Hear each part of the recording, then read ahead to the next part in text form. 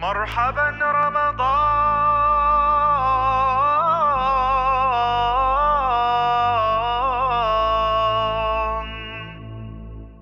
السلام علیکم ورحمۃ اللہ. اچھا جی، یہ ہم لوگ نواں پارہ اس کا سمری کر رہے ہیں، اور یہ شروع ہی یہاں سے ہوتا ہے.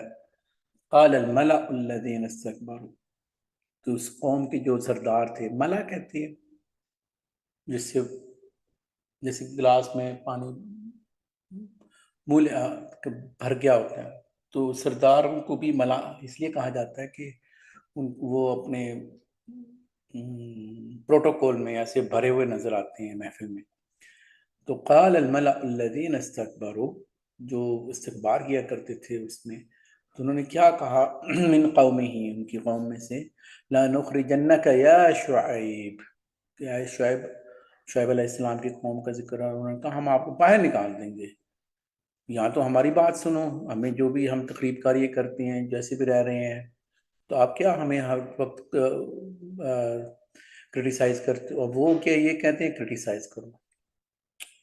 تو کیونکہ ان کی قوم کی ایک تو یہ ڈاکے ڈالتے تھے، اوپر سے یہ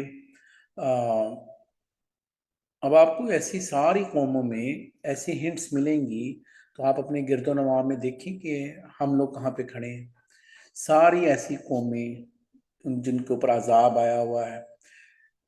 یہ شعیب علیہ السلام کی قوم ناپ تول میں کمی کرتی تھی، بزنس ٹریڈ خراب کرتی تھی، ڈاکے ڈالتی تھی. تو ہمارے آپ اپنے گرد و نواح میں دیکھیں کیا ہو رہا ہے. کوئی ایل جی بی ٹی کی وجہ سے کوئی تباہ ہوئی ہے قوم لوط، کوئی الٹے سیدھے دینی کام کر کر کے وہ اپنی طرف سے دین. تو ایسی جتنی بھی آپ قومیں دیکھیں گے، یہاں ہٹ درمیے دیکھیں گے. نوح علیہ السلام نے کی قوم نے تو بات ہی نہیں سنی. ابراہیم علیہ السلام کی جو قوم تھی، انہوں نے تو کوئی سورج کو پوج رہا ہے، کوئی اس کو اپنی الہ.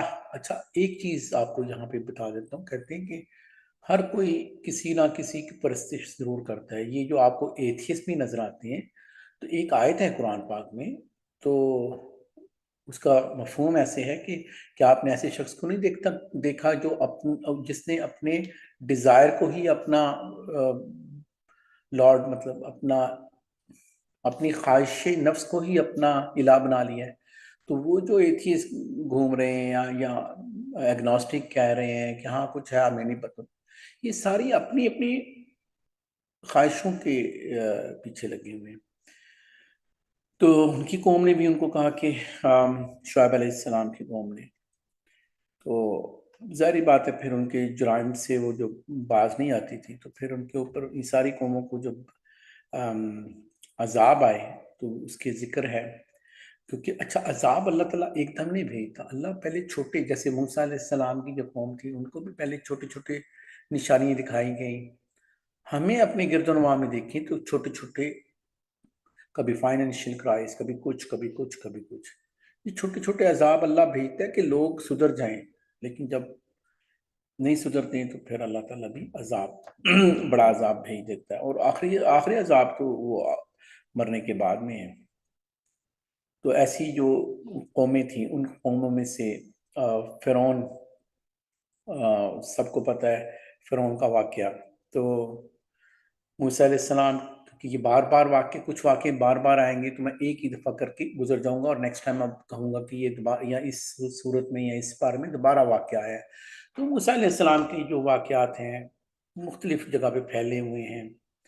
اور اس جگہ پہ جو واقعہ ہے وہ جادوگروں کا، جو دربار میں اب وہ جادوگر کیوں آئے، کیونکہ موسیٰ علیہ السلام کو معجزات جو ملے تھے کوہ طور میں، تو وہ کچھ اپنی چھڑی پھینکتے تھے جس سے دریا پھٹ جاتا تھا، یا پھر اس سے معجزہ یہ ہوتا تھا کہ وہ سانپ، جب ویسے سانپ بننے کا معجزہ دیکھا فرعون نے، اس نے بھی اب وہ یہ سمجھ رہا ہے کہ یہ جادوگری ہے. تو انہوں نے اپنے جو ماہر جادوگر تھے ان کو انوائٹ کیا، انہوں نے اپنی رسیاں پھیلیں، اپنی رسیاں پھینکیں، تو وہ بھی جادو بن گئے. تو جادو سے، کیونکہ وہ اصل میں ایک نظر بند کرنا تھا. اور پھر وہ موسیٰ علیہ السلام بھی تھوڑا سا ایسے اس لیے گھبرائے کہ جو میں نے کام کرنا تھا میری چھڑی نے یہ بھی کر رہے ہیں. تو اللہ تعالیٰ نے ان کو وحی دی کہ آپ گھبراؤ مت، آپ بھی پھینکو. تو جب انہوں نے چھڑی پھینکی، ان کا جو سانپ تھا وہ ایسا بن گیا کہ اس نے باقی سارے جھوٹے سانپوں کو جو رسیاں تھیں ان کو کھا لیا. تو جو جادوگر تھے ان کو سمجھ میں آ گیا کہ یہ تو کوئی اور چیز ہے، یہ جادو نہیں ہے. ان کو تو ڈی کوڈ اپنے جادو کا تو سب کو پتا ہوتا ہے توڑ، تو ان کو تو ڈی کوڈ کر سکتے تھے کہ یہ کیا چیز ہے. تو انہوں نے پہچان لیا کہ یہ اللہ کی. تو پھر ظاہری بات ہے کہ فرعون نے انہوں نے تھریٹیں لگائیں کہ ان کو ہاتھ اور پاؤں الٹے سائڈ کے کاٹے جائیں تاکہ یہ اپنی زندگی بھی اچھی طرح نہ گزار سکیں. اور پھر انہوں نے کہا آپ جو مرضی کرو، اور وہ پکے مومن بن گئے. تو ہمیں پتہ ہے کہ موسیٰ علیہ السلام کی دعا کی وجہ سے ہارون علیہ السلام کا بھی یہاں پہ تذکرہ آ جاتا ہے، کیونکہ ان کو بھی وہ ان کمپنی تھے وہ، کیونکہ ان کی بچپن میں لکنت آ گئی تھی ان کی زبان میں. کہا جاتا ہے کہ ایک انگارہ تھا جو انہوں نے منہ میں اس لیے ڈال دیا کیونکہ فرعون یہ پہچاننا چاہتا تھا.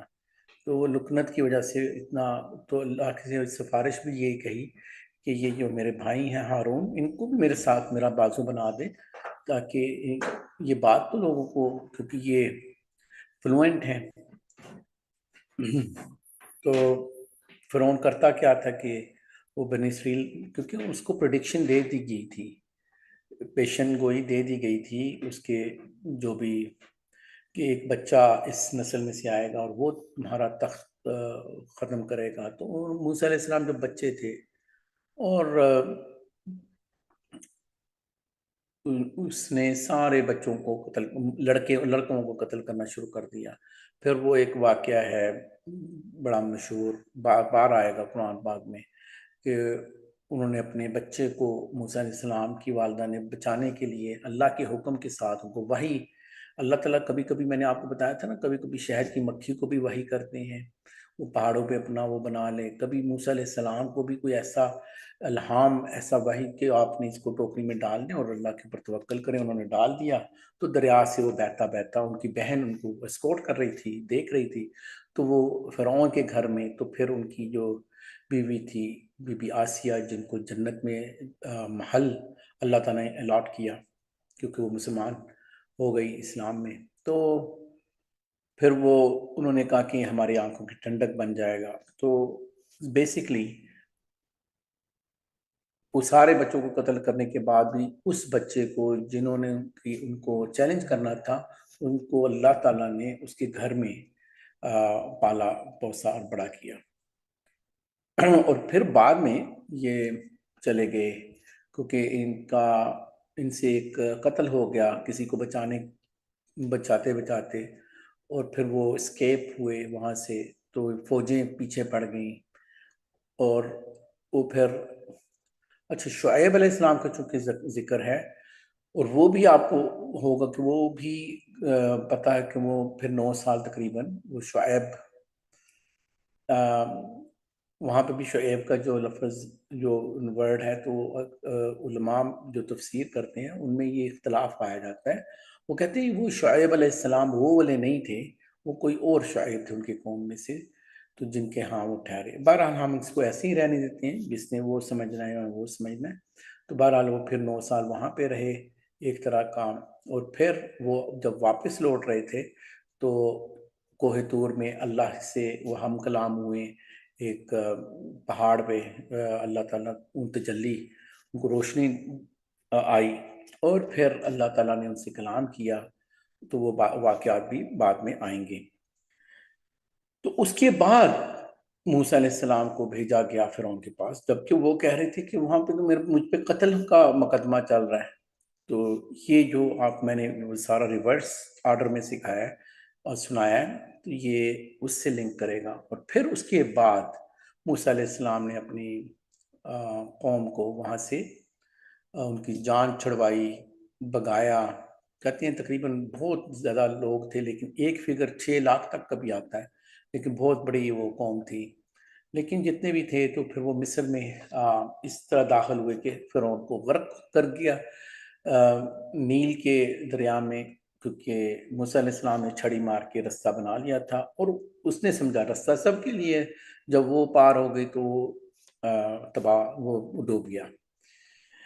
اور یہیں سے پھر وہ ہسٹری شروع ہوتی ہے بنی اسرائیل کی، انہی کی جو ڈسینڈنٹس تھے وہ پھر یوسف اور یعقوب، سب لوگ آپ کو پتہ ہے اس سٹوری کا۔ Sorry, I did a mistake. وہ یعقوب علیہ السلام، موسیٰ علیہ السلام وہ مصر میں تھے، اس کے بعد یہ لوگ وہ نکلے ہیں اور صحرا میں وہ سارے فلسطین وغیرہ کی جو میں نے پہلے باتیں ہم لوگوں نے کر لی ہوئی ہیں۔ تو یہ بیسکلی ٹوٹی ہوئی چیزیں نظر آتی ہیں پورے قرآن میں، کبھی یہاں سے قصہ، یہاں سیکوینس میں نہیں ہے۔ تو آپ کو قصص الانبیاء اور سیرت النبی ساتھ پڑھیں گے تو آپ کو یہ ساری چیزیں زیادہ کھلتی جائیں گی۔ یہ والی جو ایپیسوڈز ہیں یہ آپ کے لیے صرف ایکسپوجر ہے کہ قرآن میں ہے کیا، اس کا کہانی کہاں سے شروع ہوتی ہے، کہاں سے۔ تو ہم پچھلے حج کے موقع کے اوپر ہم لوگوں نے ایک ایپیسوڈ بنائی تھی، تو آپ کو یہ چینل میں مل جائے گی۔ وہ مکمل تو ہے بدایہ و نہایہ میں،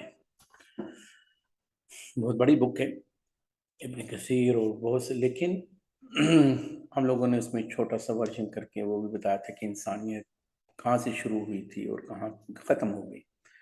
تو یہ ایک ایکسپوجر ہے، کیونکہ اس میں ہم لوگ یہ بتانا چاہ رہے ہیں کہ قرآن میں ہے کیا۔ جب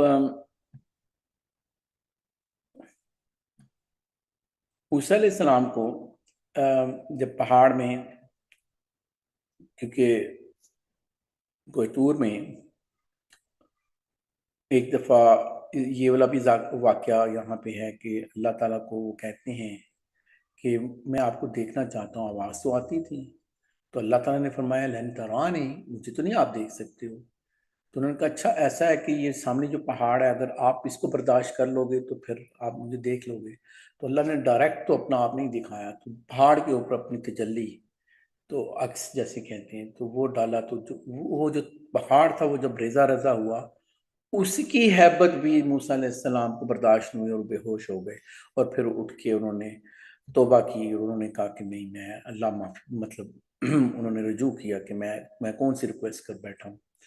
تو کوہ طور سے جب یہ فرعون سے نجات کے بعد جب وہ جا رہے تھے، پہلے 30 دن کا مطلب ایک طرح کا وہ اوپر جانا تھا، پھر 40 دن، لیکن پچھلے سامری ایک جادوگر تھا، اس نے کیا کیا، اس نے دیکھ لیا تھا، کہتے ہیں کہ جبرائیل علیہ السلام کو اور ان کی سواری جو براق تھی، اور اس کو نام بھی حیات تھا۔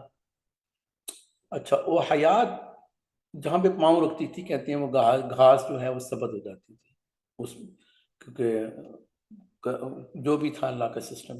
اب اس نے، یہ جو جادوگر ہوتے ہیں تو ان کو تو پتہ ہے کہ کون سی چیز کو ہم ایکسپلائٹ کر سکتے ہیں، تو اس نے وہاں سے مٹی لی، لوگوں کو بولا سونا اکٹھا کرو، اس کو پگھلایا، اس کا ایک بیسیکلی اسکلپچر بنا لیا اس کا، کاؤ کا، کہ گائے کا۔ تو ایک تو یہ ہے کہ ہوا اس طرح داخل ہوتی تھی، اس میں سے آواز آتی تھی، ان کی ساؤنڈ اور ہوا کی، لیکن کہتے ہیں کہ اس میں جو بھی تھا وہ حیات کی وجہ سے اس میں وہ کوئی بھی آوازیں آتی تھیں۔ تو انہوں نے کہا کہ موسیٰ علیہ السلام اتنی دور ایسے ہی چلیں گے، یہ ہے رب، تو معاذ اللہ انہوں نے پھر وہ شرک کروایا۔ اور ڈاکٹر اسرار صاحب سے میں کوٹ کر دیتا ہوں، اور میں یہ خود بھی ایسے سمجھتا ہوں، اس کے علاوہ بھی ڈاکٹر صاحب کے علاوہ بھی ایک ہسٹری ہے، کیونکہ جب یہ وہاں سے نکلے ہیں یہود، ان کے 12 قبائل تھے جن کے لیے وہ چشمے، بعد میں ان کی اپنی جو تاریخ ہے وہ کہتے ہیں کہ مسنگ ٹرائب آف جروسلم، 2 قبیلے ان کے غائب ہو گئے، وہ مسنگ ہو گئے تھے۔ اچھا، ڈاکٹر اسرار صاحب یا کچھ ایسے علماء یہ سمجھتے ہیں کہ یہ جو انڈیا میں شاید یہ وہی نسل ہو، لیکن اللہ عالم، ہمیں نہیں پتا۔ لیکن اگر آپ دیکھیں کہ انڈیا میں ہندوؤں میں ہی یہ گائے کی پوجا، اور ان میں بہت سی چیزیں یہود سے ملتی ہیں، اور ان کی سائیکی بھی یہود کے ساتھ ملتی ہے، ان کو سب سے زیادہ نفرت بھی مسلمانوں سے، تو کیا پتا کہ یہ وہی۔ تو یہ بچڑے کی جو محبت تھی، آپ لوگوں نے شروع میں بھی دیکھا تھا کہ بچڑے کو ذبح نہیں کر رہے تھے، بہانے تراش رہے تھے جب قتل کا معاملہ، کون سا بچڑا، اس کا کلر کیا ہے اور کیا کر، تو بڑی مشکل سے انہوں نے، کیونکہ اور یہ بھی جو بچڑے کی محبت ان کے دل میں ایسی وہ سرائی، تو کیا پتا کہ آج بھی آپ دیکھ لیں کہ انڈیا میں گائے ماتا، یہ ساری چیزیں بھی آپ کو یہیں سے ملیں گی۔ اچھا، یہاں پہ اللہ کی رحمت خاص اتباع نبی کریم صلی اللہ علیہ وسلم سے حاصل ہوگی، مطلب ہم کتنا فالو کریں گے قرآن و سنت کو، تو وہ بھی اکارڈنگلی ہیں۔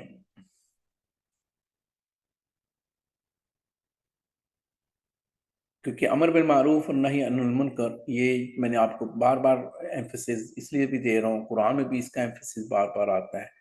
تو اگر اس کو ہم لوگ، اگر ہم بدعات میں، رسومات میں، اوہام میں، ان چیزوں میں جب پڑھیں گے تو پھر تو نبی کریم صلی اللہ علیہ وسلم تمام انسانوں کے لیے جو رسول ہے رسالہ سے، رسل سے، تو پیغمبر، پیغام لے کے جانے والے کو رسول، میسنجر، میسیج کو لے کے جانے، تو یہ میسیج کس کے لیے تھا؟ یہ ساری انسانیت کے لیے۔ آپ صلی اللہ علیہ وسلم کے بعد کوئی قیامت تک کوئی اور رسول آنا نہیں ہے، کوئی اور نئی شریعت آنی نہیں ہے، بلکہ جنوں کو بھی اسی شریعت کے انڈر کیا گیا ہے۔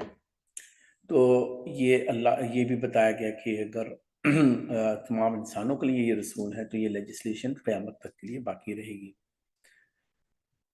کیونکہ ایک اور جو بات بتائی گئی کہ ان کو اصحاب السبت، جمعہ، سبت، الاحد، یہ پتہ نا دنوں کے نام ہے، تو سبت کہتے تھے ہفتے والے دن۔ کیا کرتے تھے اللہ نے ان کے اوپر، جیسے ہمارے بھی ہے، ہمیں بھی جمعے کے وقت، صرف جمعے کے وقت ہمیں تجارت کی اجازت نہیں ہے، ہمیں کیا ہے کہ ہم جمعے کے ٹائم پہ جمعہ سنیں، اس کے بعد ہم لوگ زمین میں پھیل جائیں۔ تو وہ جو اصحاب السبت والے، ان کو پورے دن کے لیے ممانت تھی کہ آپ لوگوں نے کوئی بھی کاروباری زندگی بس یہ اللہ کے لیے وقف ہے۔ اب وہ ایک الانگ سائڈ شور لائن پہ ایک بستی تھی جن کو اصحاب السبت بھی بعد میں مشہور ہو گئے، وہ مچھلیاں پکڑتے تھے، اور انہوں نے کہا مچھلیاں اچھل کود کر رہی ہوتی تھی ہفتے والے دن، آزمائش اللہ کی، ویسے وہ سٹرگل کر رہے ہوتے تھے، مر مر کی ان کو مطلب مچھلی کا شکار تو اتنا آسان نہیں ہوتا، انسان کو اوشن میں جانا پڑتا ہے یا جو بھی، لیکن جو ہی ہفتے والا دن ہونا تو اللہ نے بھی کوئی آزمائش رکھنی تھی، تو مچھلیاں اچھل کود کر رہی ہیں ان کی آنکھوں کے سامنے۔ انہوں نے کہا یہ تو نہیں کام چلتا، انہوں نے ایسا سسٹم بنایا جیسے آج کنالز وغیرہ ایسے، آپ وہاں پہ کھڈے کھود کے تو ایسا سسٹم بنایا کہ جیسے ان باؤنڈ ٹریفک کھلی ہو اور آؤٹ باؤنڈ نہ جا سکے، ایسی جنگلیں یا ایسی چیز، تو ایسے کھڈے وغیرہ سمندر کے ساتھ میں، تاکہ رکاوٹ سے وہ باہر مچھلی نہ جائے لیکن جمع تو ہو جائے پانی کے اندر ہی، اور ہم لوگ پکڑے بھی نہ، اور اتوار والے دن پکڑ لیں گے۔ ان کے اللہ سے چالاکیاں آپ اپنے گریبان میں دیکھیں، میں بھی، کیا اس طرح کے فتویٰ بینک، اس طرح کے، کیا ہم لوگ یہ ایسی کوئی کام نہیں کرتے ہیں؟ میں چھوڑ دیتا ہوں، ہم سب دیکھیں کہ کتنے ہم ہیلے بہانے، تو وہ بھی ایسے ہی کرتے تھے، تو پھر اللہ تعالیٰ نے ظاہری بات ہے کہ پھر وہ پھر عذاب آتا ہے، اور اللہ کا جب عذاب آتا ہے تو پھر اللہ تعالیٰ نے کئیوں کو تو بندر بنا دیا غصے سے۔ ایک اور واقعہ ہے کہ اس کو کہا جاتا ہے عہد الست بربکم، جب ہم سب روحیں تھیں اور اللہ کے پاس تھے، تو اللہ تعالیٰ نے یعنی کہ آدم علیہ السلام سے لے کے قیامت تک کا جو آخری انسان بھی ہوگا ان کو سب کو ایک جگہ پہ کھڑا کیا تھا، اور وہ سب ہماری روحیں تھیں. اسی لیے ہمارے انسٹنکٹ میں ہم اللہ کو، ہم کہتے ہیں نا ہم نے نہیں دیکھا ہو، لیکن ہر ایک کا ایک کچھ نہ کچھ ہے، اس کو اللہ کو پتہ ہے، برے سے برے شخص کو بھی پتہ ہے. تو سب کو اللہ نے پوچھا الست بربکم، کیا میں تمہارا رب نہیں ہوں؟ سب نے مل کے کہا ہاں آپ دیکھ رہے تھے. تو اللہ تعالیٰ نے پھر ظاہری بات ایک وعدہ لیا جو عام طور پہ ہم سمجھ سکتے ہیں کہ جو بھی جو وعدہ ہے کہ توحید پہ قائم رہنا اور برے کام نہیں کرنا اور یہ اور وہ. تو بعد میں ہمیں ہم لوگ جو بھی، تو یہ بھی آپ کو اس میں ڈیٹیل مل جائیں گی.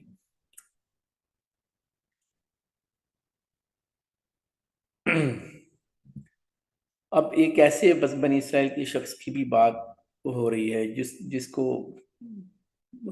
بہت اللہ نے اپنی چیزیں دیں، لیکن انسان اپنی لالچ میں گھس کے تو اب پھر اس کو جو گمراہ ہوتے ہوتے ہوتے ہوتے تو پھر اس کی مثال ایک کتے کی تشبیہ اللہ تعالیٰ نے دی کہ انسان پھر وہ اتنا برا بن جاتا ہے. اور ایک آیت ہے کہ، اور یہ آیت انسان کو ہلا دیتی ہے کہ بہت سے انسان اور جن بہت سے جہنم میں جائیں گے. ان کے دل تو تھے لیکن وہ تدبر ہی نہیں کرتے تھے، غور و فکر ہی نہیں کرتے تھے. آنکھیں تو تھیں، وہ دیکھتے نہیں تھے. مطلب ایک ہوتا ہے آنکھ کا دیکھنا، ایک ہوتا ہے آنکھ سے کوئی نتیجہ بھی تو حاصل کرنا. کان تھے لیکن سنتے نہیں تھے. ظاہری بات ہے لوگوں کی آوازیں تو آتی تھی لیکن جو ہدایت کی جو باتیں تھی وہ نہیں سنتے تھے. تو اللہ ان کی مثال دیتا ہے، وہ مویشیوں کے، جانوروں کے مانند ہیں بلکہ ان سے بھی بدتر. تو ہمیں فیصلہ کرنا ہے کہ ہم کہاں پہ کھڑے ہیں. ہم جانوروں جتنے ہیں یا ان سے بھی آگے چلیں گے. ہمیں سب کو پتہ ہے جانور کہاں پہ گینگ بدماشیاں کرتے ہیں، اتنا مصیبتیں ڈالتے ہیں، کہاں پہ چوری اور ڈاکے، زیادہ زیادہ سینگ مارا. ہم لوگ کس جگہ تک پہنچ چکے ہیں. اور اللہ کے نبی صلی اللہ علیہ وسلم کی بھی ایک آیت یہاں پہ، اور پھر لوگ یہ کہتے ہیں بھائی یہ قرآن کی آیتیں ہیں. قرآن کی آیتیں ایز از ہیں، یہ میں اپنے سے نہیں کہہ رہا ہوں، اللہ کے نبی. اور پھر میں یہ حیران ہوتا ہوں، لوگ ترجمہ کر رہے ہیں، وہ عرب بھی نہیں ہے لیکن وہ اس میں سے پتہ نہیں کون سا ترجمہ نکال رہے ہیں. اب وہ عرب جو ہیں ان کو وہ ترجمہ سناؤ، وہ کہتے ہیں یہ کون سا ترجمہ ہے، یہ تو سیدھی سیدھی آیتیں. اللہ کے نبی صلی اللہ علیہ وسلم کہتے ہیں قرآن میں، قرآن کی بات کرنا کہ بھائی وہ کہتے ہیں مجھے تو کوئی غیب کا علم نہیں ہے. وہ خود کہتے ہیں مجھے تو کوئی غیب کا علم نہیں ہے، اور میں اگر مجھے نہیں پتا کہ قیامت کب آئے گی، اور مجھے نہیں پتا، اگر مجھے ساری چیزیں پتا ہوتی تو میں اپنے نفع نقصان سارا، میں آپ وسلم کے زخمی بھی ہوئے تھے جنگوں میں، آپ وسلم کو کئی ایسے مسائل ہوئے جو، تو اگر اللہ کے نبی خود کہہ رہے ہیں اگر مجھے بھی پتا ہوتا تو میں سارے اچھی اچھی چیزیں اپنے لیے رکھ لیتا. میں نے یہ تو کلیم نہیں کیا کہ میں غیب کا علم، میں تو یہ کلیم کر رہا ہوں میں اللہ کی طرف سے رسول ہوں. آپ صحیح صحیح کام کرو اور غلط کاموں سے روکو تاکہ تم لوگ جنت میں جا سکو. میں تو بشارت دینے والا جنت کی اور جہنم سے خبردار کرنے کے لیے بھیجا گیا ہوں. تو میرا یہ کلیم تو نہیں ہے کہ میں غیب کی، ہاں جو قیامت کی جو خبریں ہیں اور وہ تو اللہ خود ہی بتا رہے ہیں نا. جنت وہ تو اللہ نے جتنی بتائی ہیں وہ تو خود بتا رہے ہیں کہ مجھے جبرائیل علیہ السلام نے یہ بتائی ہیں، اللہ نے یہ بتائی ہیں. وہ اتنا بتاتے تھے لیکن وہ خود کہتے ہیں کہ مجھے غیب کا میں کلیم نہیں کر رہا ہوں کہ علم ہے، مجھے تو اللہ کی طرف سے جتنی وحی آتی ہے اتنا میں آپ لوگ کو بتا دیتا ہوں. تو میں نے جو میں پہلے بھی کہا ہے کہ ہمیں غلو سے بچنا چاہیے. وہ لوگ کہتے ہیں ایگزیجریشن کو.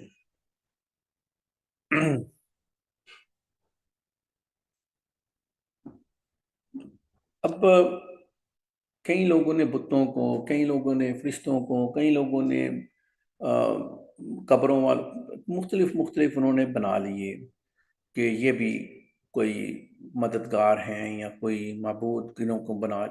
تو اللہ کہتے ہیں کہ یہ تو تم لوگوں نے بتوں کو، پتھروں کو جو معبود بنا رہے ہو یا ایسی ایسی چیزوں کو، ان کو تو پتہ ہی نہیں ہے کہ تم لوگوں نے معبود بنایا ہوا ہے. ان کو کیا، ایک پتھر کو کیا پتا کہ آپ اس کی پوجا پاٹ کر رہے ہو، اس کو کیا، درخت کو کیا. تو اس کی جو ہمیں اپنے اللہ سے رجوع کرنا چاہیے.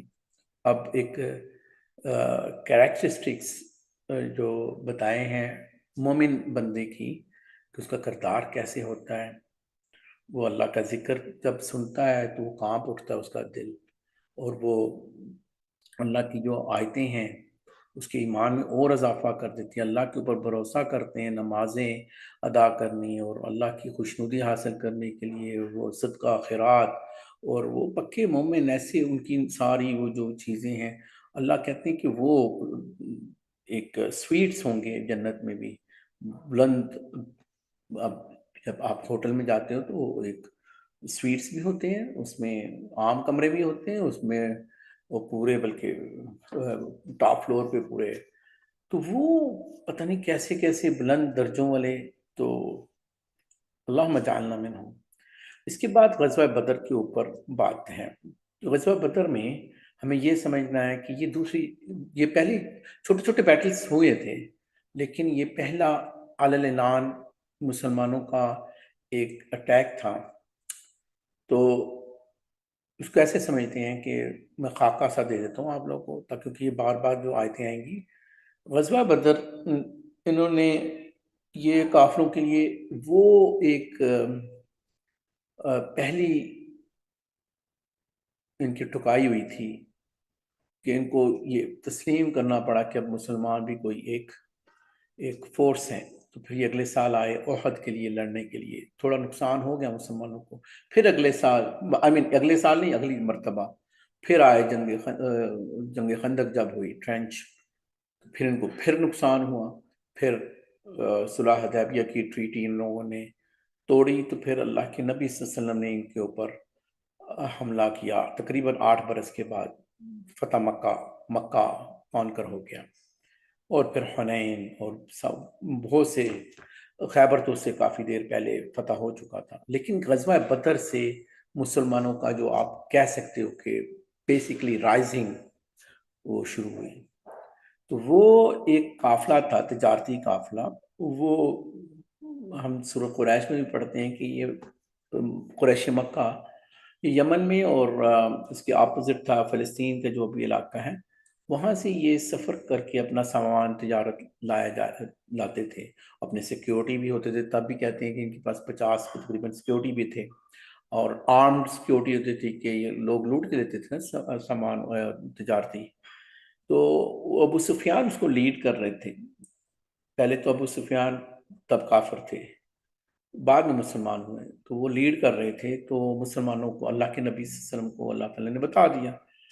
اب ان لوگوں نے اس قافلے کو جب ٹیکل کرنے کی اس نے بھی بگا دیا اپنا قاصد، اور مکے سے بہت بڑی فورس منگوا لی.